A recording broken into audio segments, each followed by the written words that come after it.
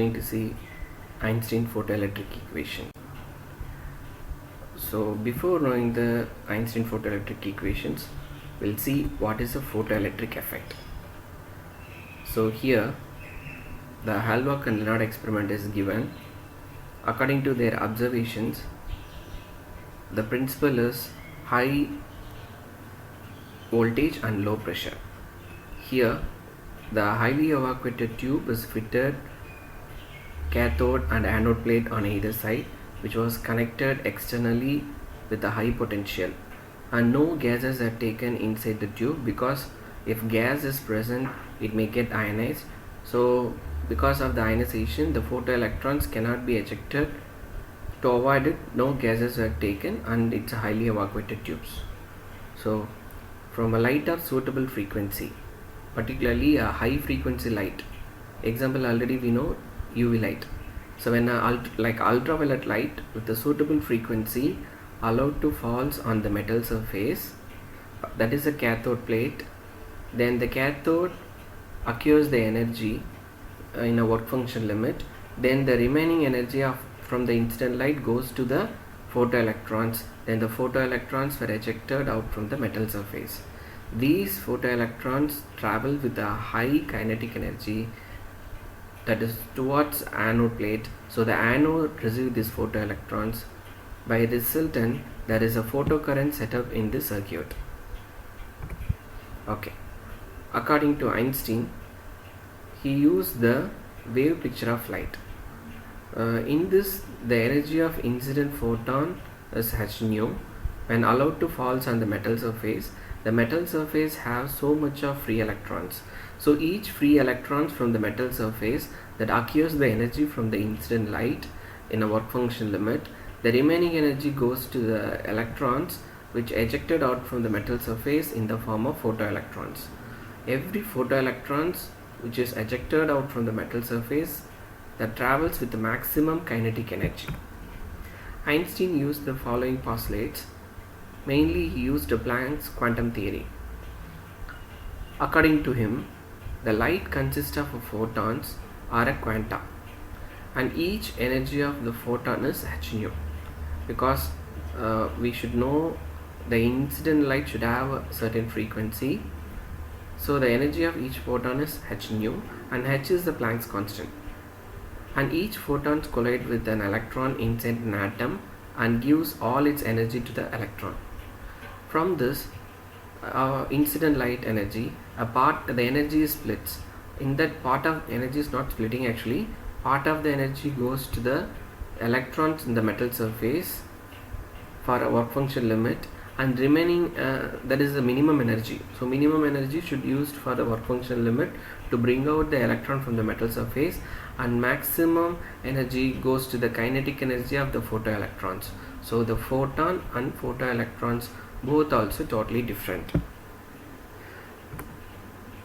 Now the derivation for an Einstein photoelectric equations. Let us consider m be the mass of an electron and V max is the maximum velocity of the photoelectron which is ejected from the metal surface. Already we know this. The energy, look at these equations. The energy of incident photon is equal to the sum of work function and the maximum kinetic energy, but work function is also equal to h nu naught. Okay, so this is the main relations. So the total energy of incident photon is used to on this metal surface electron. In that, minimum energy goes to the work function and maximum energy goes to the photoelectrons which are ejected out from the metal surface. But we are going to calculate the maximum energy of the photoelectrons. So the maximum kinetic energy of photoelectron is equal to difference in energy of incident photon and work function, since work function is equal to h nu naught, because here we introduce the term nu naught. What is a nu naught? It is a threshold frequency. In last class I told that threshold frequency, because from the incident light there must be a minimum frequency in which the photoelectric emission begins. Suppose if the incident light frequency is less than the particular frequency, there is no photoelectrons. So the corresponding frequency limit from which the metal eject and photoelectrons, that is called threshold frequency. So the energy of the frequency of incident light should be basically greater than the threshold frequency. Okay, and look at these equations.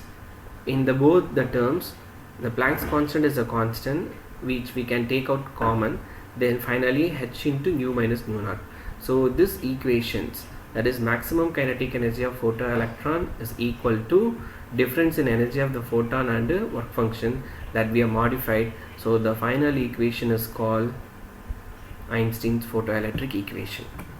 Okay, now the graphical representation we are going to see.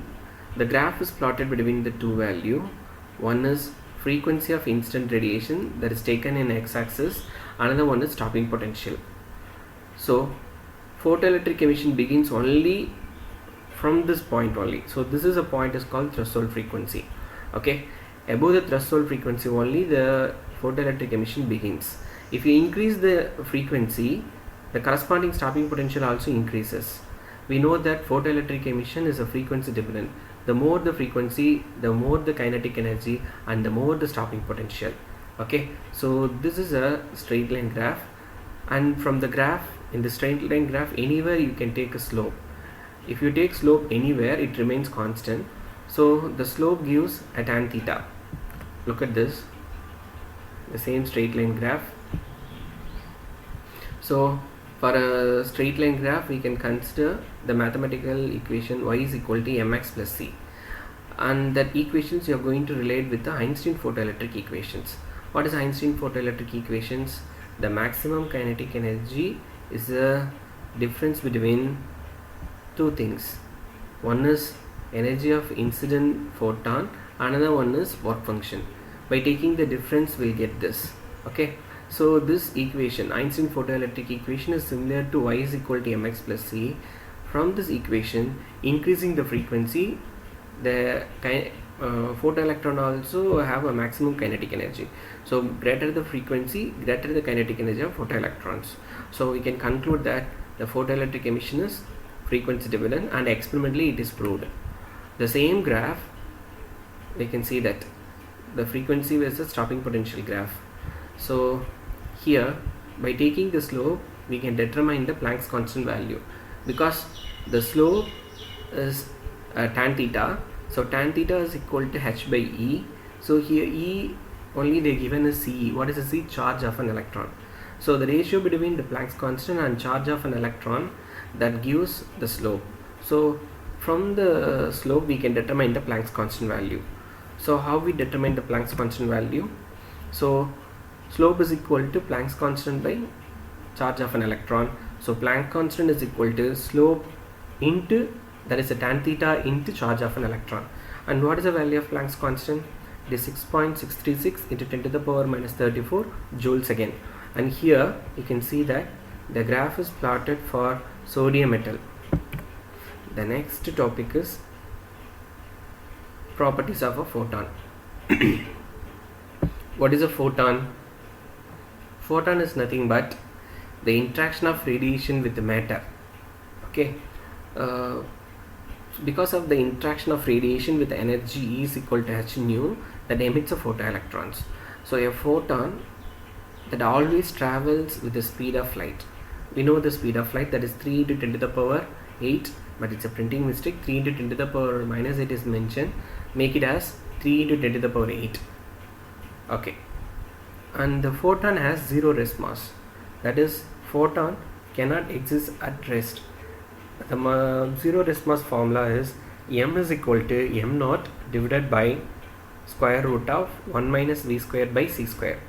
I repeat the formula, m is equal to m naught divided by square root of 1 minus v square by c square. Suppose the particle's velocity is equal to light velocity, the denominator term becomes 0. So m is equal to m naught by 0. Finally m is equal to 0. That's what we said, that the photon has zero rest mass. Okay,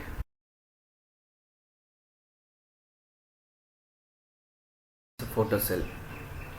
The function is same like photoelectric effect.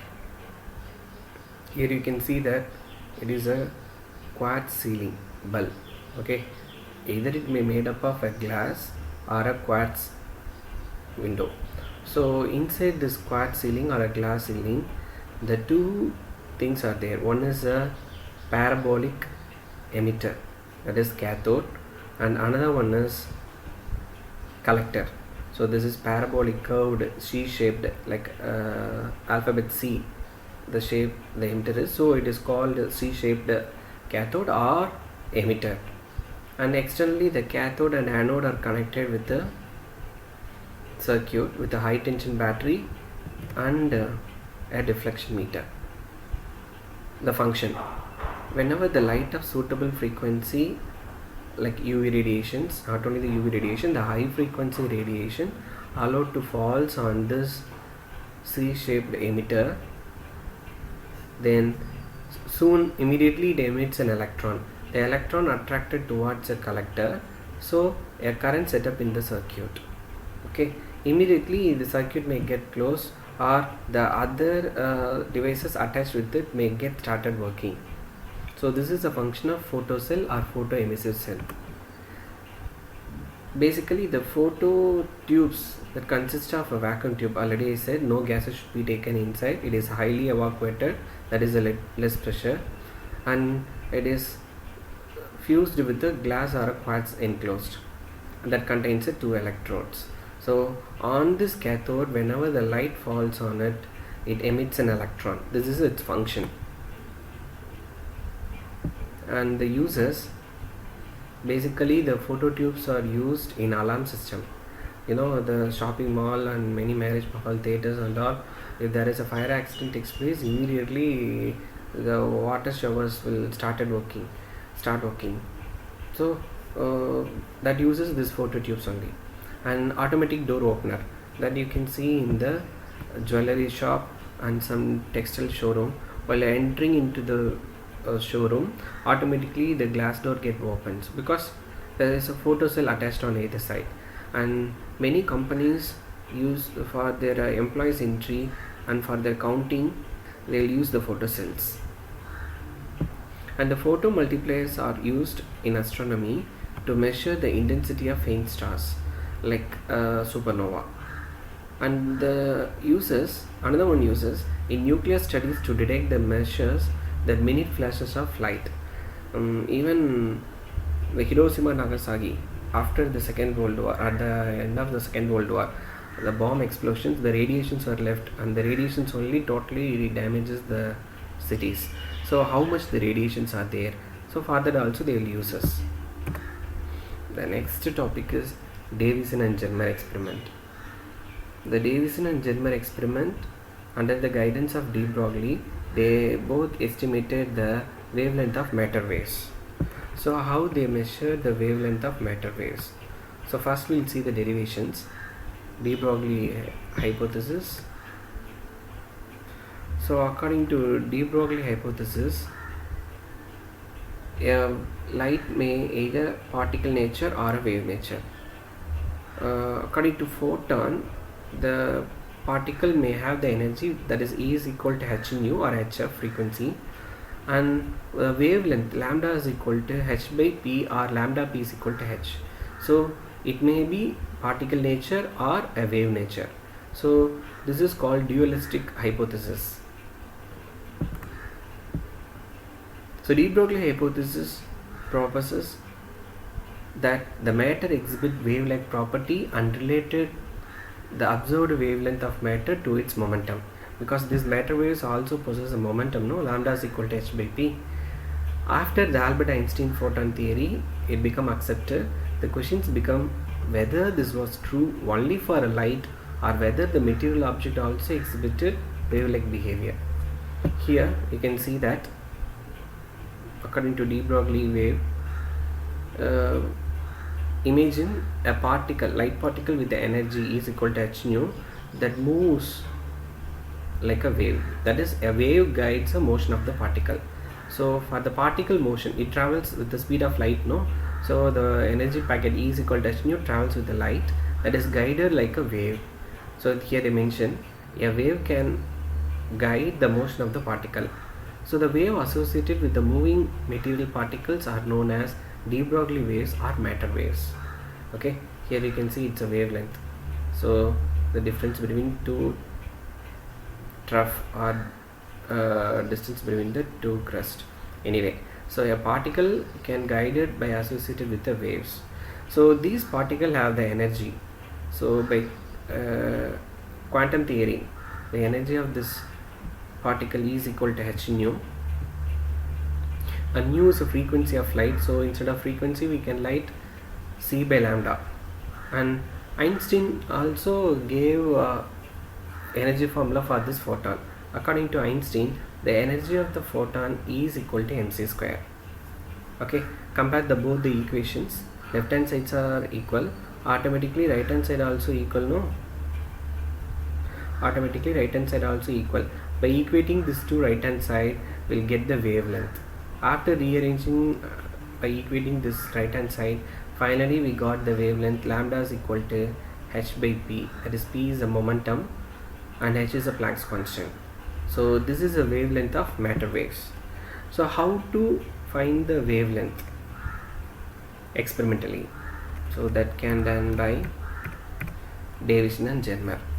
So their setup, according to the setup, they are taken a highly evacuated tube. They are taken highly evacuated tube. In this highly evacuated chamber, fitted with a tungsten filament, tungsten like a filament that can operate it with the low tension battery as well as high tension battery, that is high potential, and an electron collimator and a nickel crystal and then movable detector. The movable detector is nothing but connecting a galvanometer. By operating this filament that ejects the electrons, these ejected electrons that moves with a high speed in all the direction.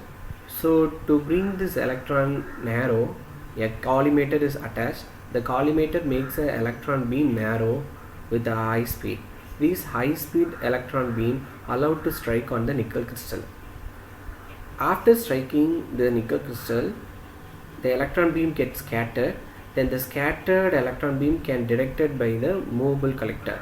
So it rotates to and fro, back and forth like this. Okay. After collecting, there is a current is created. Okay. So from this experiment, how they determine the wavelength?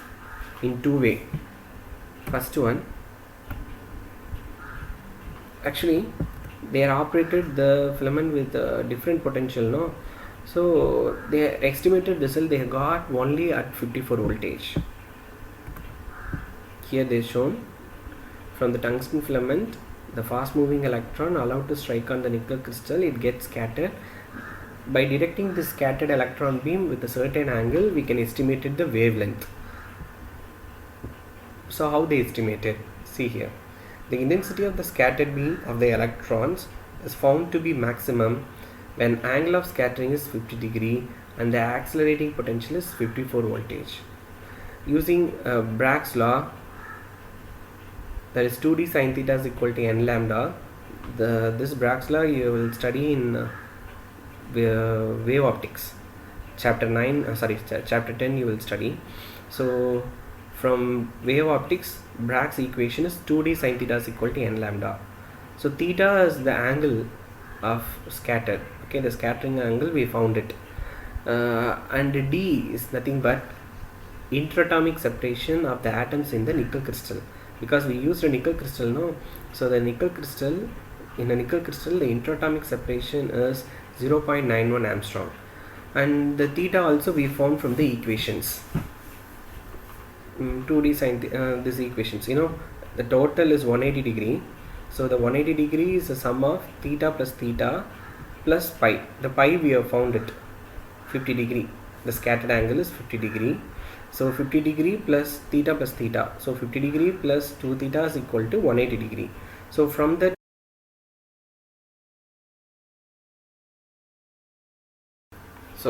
their experiment, the favorable result they got or they obtained at 54 voltage.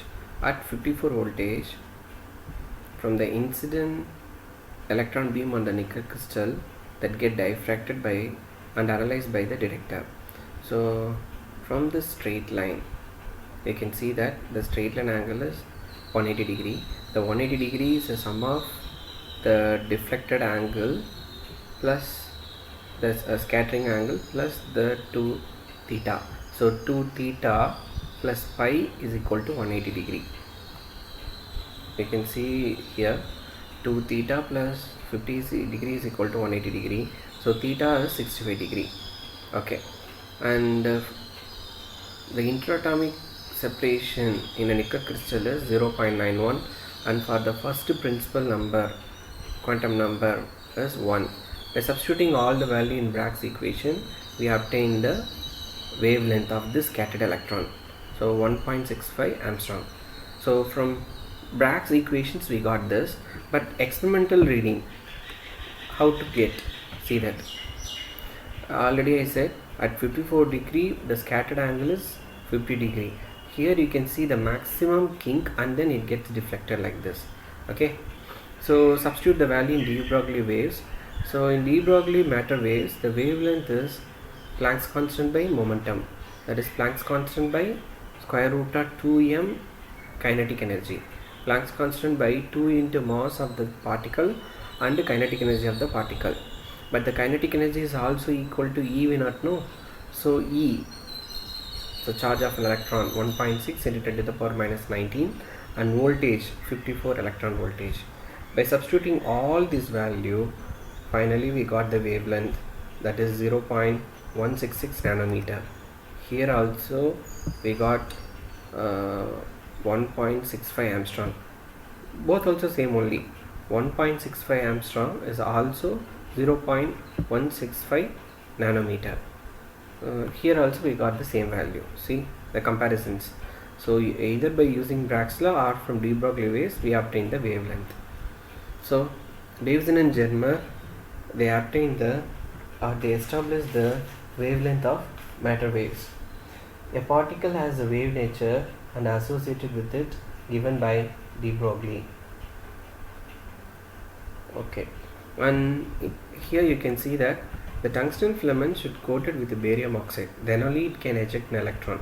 The tungsten filament should coated with the barium oxide, then only it can eject an electron. So the equation is given once again here.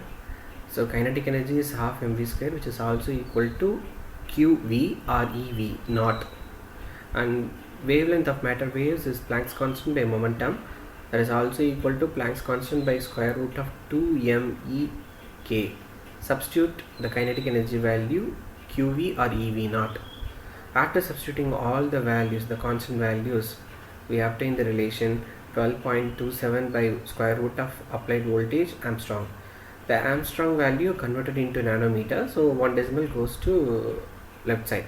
So 1.227 by square root of applied voltage nanometer. So this is a general formula for the wavelength of any particles. If you use an electron, this is a formula.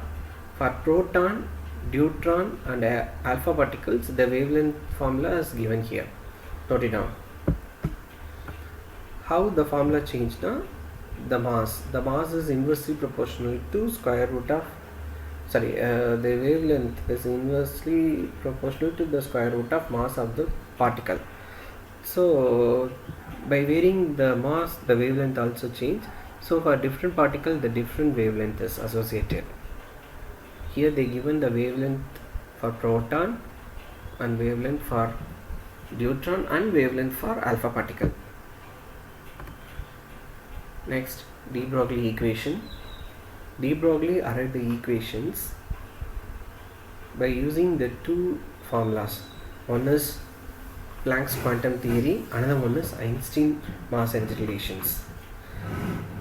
According to Planck's quantum, the energy of this particle is equal to h nu, and nu is the frequency. That is also equal to hc by lambda. And Einstein related the energy of the particle of matter to mass energy relation. According to Einstein, mass energy relation E is equal to mc square. E is equal to mc square. So compare this equation 1 and 2 in left hand side. Automatically the right hand sides will be equal. By equating the right hand side, we will obtain the wavelength of matter waves, that is lambda is equal to h by mv, that is lambda is equal to Planck's constant by momentum. De Broglie dualistic hypothesis. So a particle may either have two equations that relate the particle-like and wave-like properties of light. So light has a dual nature, no? One is particle nature, another one is wave nature. For a particle nature, it has the energy, that is E is equal to h nu, and in wave nature, it has a wavelength, that is lambda is equal to h by p, that is h by momentum. You can see that here the light of particle that is guided by the wave motion. So a wave associated with the moving material particles are known as de Broglie waves or matter waves. It's a very important definitions. Note that in 1 mark they may ask. So a wave associated with the moving material particles are known as de Broglie waves or matter waves. Light has a particle-like nature, that has energy is equal to h nu. During its motion with the speed of light, that can guided by wave-like motions. So it is also called as matter waves. Okay. From this matter waves, how to obtain the wavelength? The wavelength is given. The derivation is given. Already we have seen, no? From quantum theory is equal to h nu. From Einstein mass and its relation is equal to mc square. Equate the right hand side because the left hand side are equal. So equating the right hand side will obtain the wavelength is Planck's constant by mass into speed of light, or wavelength is Planck's constant by momentum, because momentum is a product of mass and velocity. So lambda is equal to h by p, or lambda is equal to h by mv, or lambda is equal to h by 2me ke, that is kinetic energy. Okay, and this is the matter waves. Suppose already I said, no, dualistic hypothesis, the same thing. Suppose an electron with energy that guided by wave, how it could be during its orbital electron.